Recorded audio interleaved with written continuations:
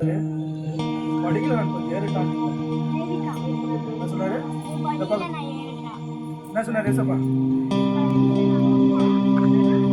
படிக்கல நான் ஏறிட்டான்னு சொல்றேன். சரி ஆண்டவர் ஏறு ஆண்டவர் சொன்னாரு. ஏறுங்க ஆண்டவர் ஏசப்பா சொல்லு. நீ அப்படியே என்ன பண்ணு படிக்க நீ நடுக்கடலுக்கு கொண்டு போ. படிக்க அப்படின்னு ஏசப்பா சொல்றாரு. நான் சொல்றேன் ஆண்டவரே அதெல்லாம் நான் பிரயாசப்பட்டு தூக்கம் இல்லாம வலைகள் போட்டேன். ஒரு மீனுக்கு எனக்கு அகப்படலை. ஆனால் நீங்க சொல்றீங்க சரி ஆண்டவர் வலையை போட்டு என்ன பண்றான்? வலையை போடுறான். நம்மடா அதே சம்பளத்துல கடல்ல பேர் அவனோட நண்பர்கள் அவன் நண்பர்கள் வலை போட சொல்லி அப்ப என்ன பண்ண வலைகள் போட்டாங்க. வலைகள் போட்ட உடனே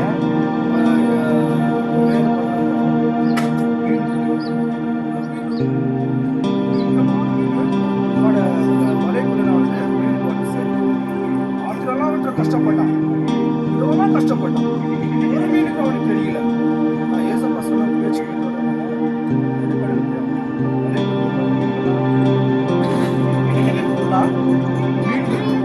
பெரிய மீன் அவனுக்கு அகப்பட்டது. பெரிய மீன் அவனுக்கு அகப்பட்டது. அப்போ அந்த மீன் பிடிச்சிட்டு சந்தோஷமா என்ன பண்ணான்?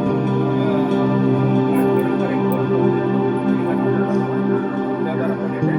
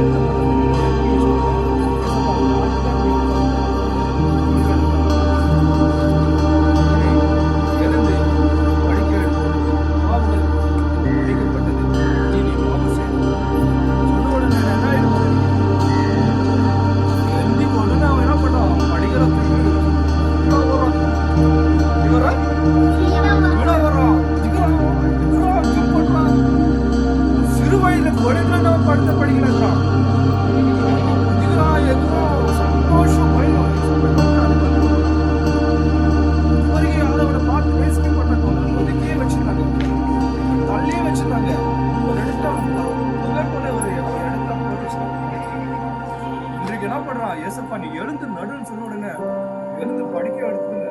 கடவுளால மட்டும் முடியாது. மனுஷனால முடியுமா? மனுஷனால முடியுமா? திமிழ் எடுக்க எழுந்து நடுன்னு சொல்ல முடியுமா? என்னால சொன்னாலும் என்ன சொன்ன உடனே எழுந்து நடந்து ஓடுறான், குதிக்கிறான். ஆனந்தம், சந்தோஷம். அதுபோல ஆண்டவரு இந்த மாதிரி அதிசயங்கள் அற்புதங்களை செய்யறான்னு சொல்லி கேள்விப்பட்டு ஒரு அம்மா என்ன வந்து வேற கிராமத்துல ஒரு அம்மா கேள்விப்பட்டு ஏசப்பா கண்ணு காது கொடுத்தாராம், எழுந்து நடக்காத முடவர்களுக்கு எழுந்து நடக்க வைத்தாராம், திமிர்வாதிக்காரர்கள் எழுந்து நடக்க வைத்தாராம் சொல்லி இதே கால விஷயங்கள் சொல்லலாம். இந்த அம்மாக்கு 18 வருஷமா பெரும்பாடு பெரும்பாடு ரொம்ப பெரிய பாடு அவளுக்கு ரத்தப்போக்குனால ரொம்ப பாதிக்கப்பட்டு ரத்தப்போக்கில் ரொம்ப பாதிக்கப்பட்டு இந்த சொத்துகளெல்லாம் ஆஸ்பத்திரி மருத்துவ செலவழித்து சொத்தை அழிந்து போனதாம். வேதத்துல சொல்லுது அவளுடைய சொத்து சம்பத்து பணங்கள் எல்லாமே அழிந்துதான். மருத்துவக்கே செலவு பண்ணலாம். செலவழித்து ஒன்றுமில்லாத இன்னைக்கு யார் சுகப்படுத்த